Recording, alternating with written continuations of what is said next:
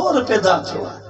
इंसान तो बेचारो कमज़ोर है। सी लगे तॾहिं बि कमज़ोर, गर्मी लगे तॾहिं बि कमज़ोर, जेकॾहिं ॾुख अचे तॾहिं बि कमज़ोर, जे सुख अचे उहो बि बर्दाश्त कोन थो थिए। पर इंसान खे बुर्दबारी बि सिखणु खपे, बर्दाश्त बि करणु खपे। हुनजो मालिक ॾिसे पियो, हुनजी नियतनि जी हुनखे चङी ख़बर आहे। हुनखे मोहटनि सां वास्तो कोन्हे, हुनखे वेसनि सां वास्तो कोन्हे, हुनखे तव्हांजी शोहरत सां वास्तो कोने, तव्हांजी दौलत सां वास्तो कोने।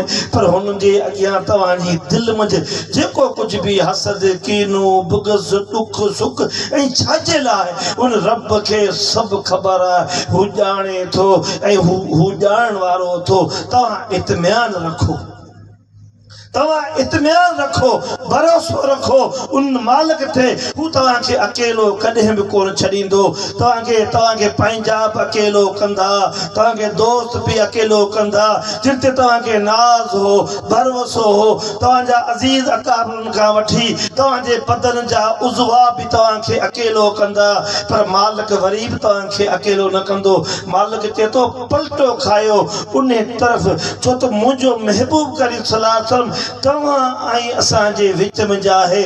महबूब जे पासे अचो, महबूब वटि हाज़िर थियो। हता के तव्हां गुनाहगार आहियो, तव्हां पंहिंजी हिन ज़िंदगी में पंहिंजो पाण सां वॾा ज़ुल्म कया आहिनि, वॾा नाहक कया आहिनि। पर उन महबूब वटि जे पेश थींदो त महबूब तव्हांजी शफ़ाअत कंदो। ऐं मालिक महिरबान आहियां, तव्हांखे माफ़ करणु फरमाईंदुसि।